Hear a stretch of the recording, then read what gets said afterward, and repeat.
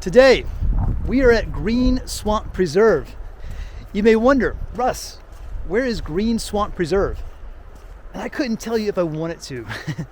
This is in the middle of nowhere. It's somewhere south of Wilmington. I'm not really sure, but it is very secluded. And so I invite you to hear this word today from Mark chapter 5. This is a very recognizable scripture. You're going to know this one. Hear this word.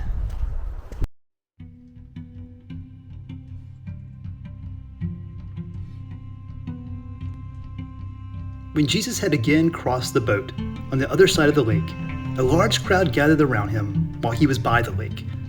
Then one of the synagogue rulers, named Jairus, came there. Seeing Jesus, he fell at his feet and pleaded earnestly with him, "My little girl is dying. Please come and put your hands on her so that she will be healed and live." So Jesus went with him. A large crowd gathered and pressed around him, and a woman was there who had been subject to bleeding for 12 years. She had suffered a great deal under the care of many doctors and had spent all she had, yet instead of getting better, she grew worse. When she heard about Jesus, she came up behind him in the crowd and touched his cloak, because she thought, "If I just touch his clothes, I will be healed." Immediately her bleeding stopped, and she felt her body that she was freed from her suffering. At once Jesus realized that power had gone out from him. He turned around in the crowd and asked, "Who touched my clothes?" "You see the people crowding against you," the disciples answered, "and yet you can ask, 'Who touched me?'" But Jesus kept looking around to see who had done it. Then the woman, knowing what had happened to her, came and fell at his feet, and, trembling with fear, told him the whole truth.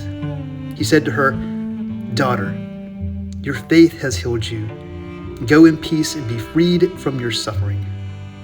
While Jesus was speaking, some men came from the house of Jairus, the synagogue ruler. "Your daughter is dead," they said. "Why bother the teacher anymore?" Ignoring what they said, Jesus told the synagogue leader, "Don't be afraid, just believe." He did not let anyone follow him except Peter, James, John, the brother of James. Then they came to the house of the synagogue ruler. Jesus saw a commotion with people crying and wailing loudly. He went in and said to them, "Why all this commotion and wailing? The child is not dead, but asleep." But they laughed at him. After he put them out, he took the child's father and mother and the disciples who were with him and went in where the child was.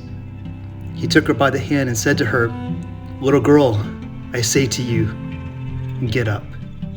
Immediately the girl stood up and walked around. She was 12 years old.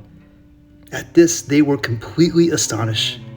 He gave strict orders not to let anyone know about this, and they told him to give her something to eat.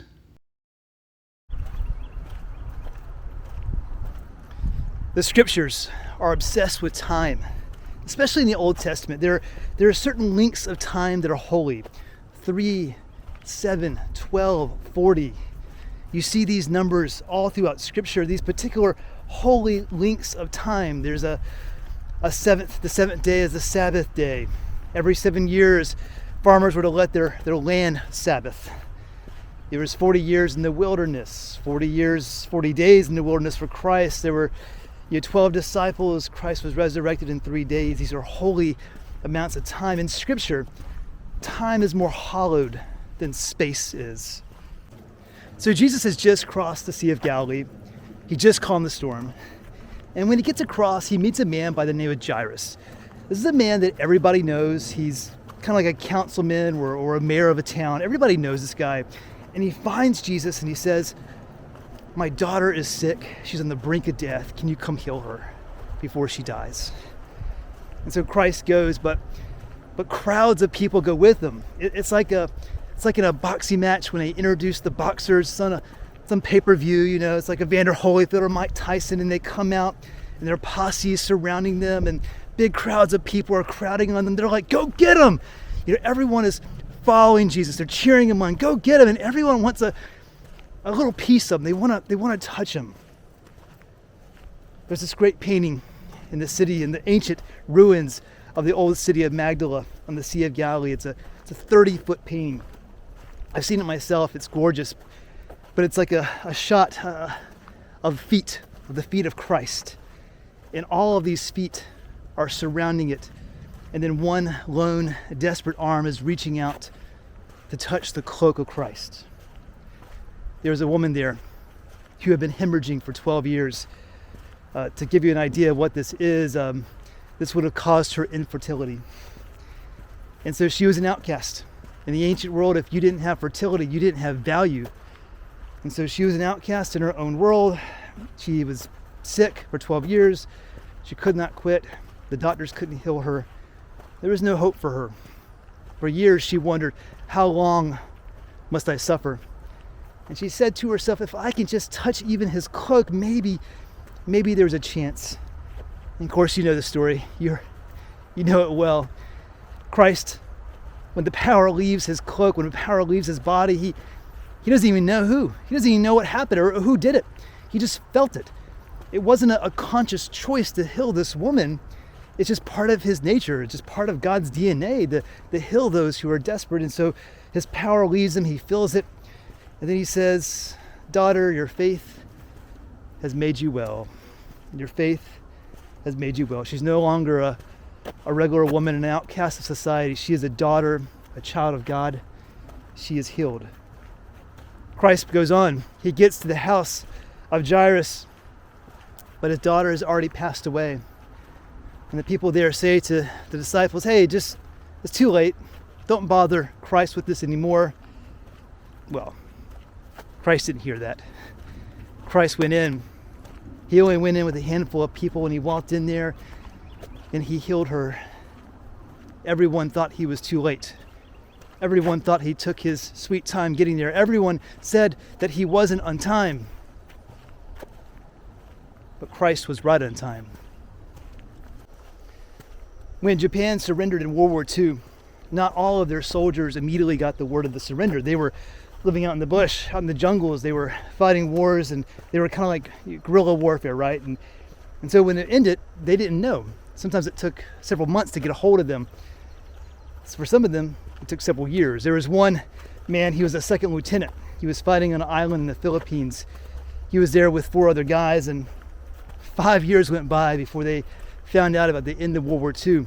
They were still, shooting at local people, burning farms and wreaking havoc. And then finally the governments got together and said, hey, we got to do something.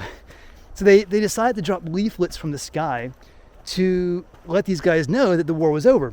Well, they didn't believe it. They thought it was a hoax trying to get them to come out of the jungle. More time goes by. Years become decades. They drop more leaflets, this time with letters from their families saying, please come home. We miss you. The war is over. Time has changed. Well, some of them eventually begin to die out. Some of them are shot by local police until there's only one left, that one second lieutenant.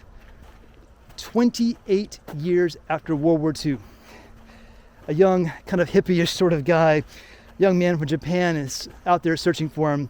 This time he's more myth than reality, but he searched for him anyway, and he actually found him in 4 days. They became friends.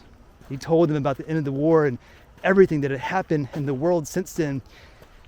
He convinced them to come home, and he was stunned by how much Japan had changed since then. Time had passed him by.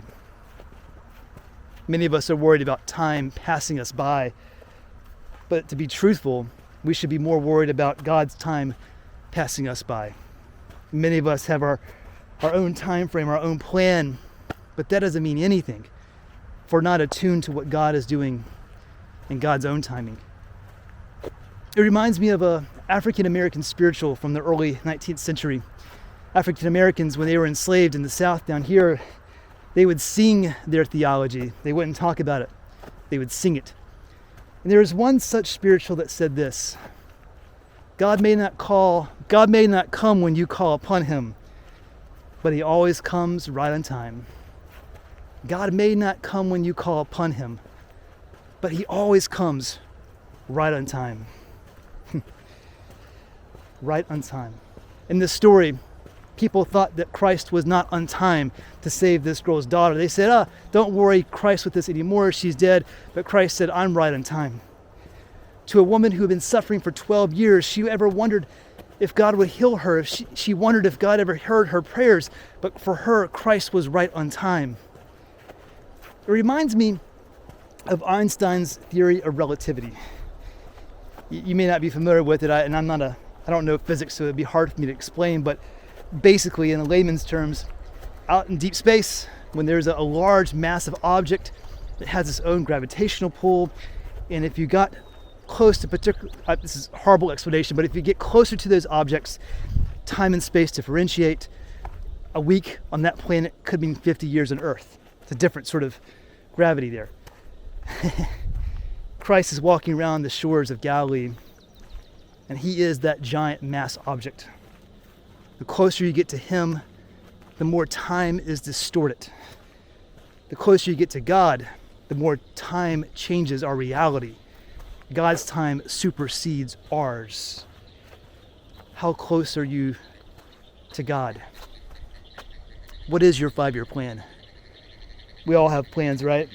We all have certain things we want to achieve at certain times, but if God is not a part of that plan, I would suggest that it doesn't mean anything. You have to be close to God. You have to stay attuned to your spiritual disciplines, prayer and reading the scriptures, and you have to be open to what God has in store for you and when those things come. What is your 5-year plan? Are you open to what God has to say about that? Are you open to God's timing on that? Everyone's so worried about time passing them by.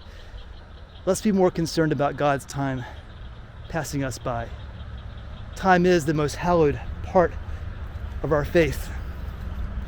Let's be attuned to the timing of God's will.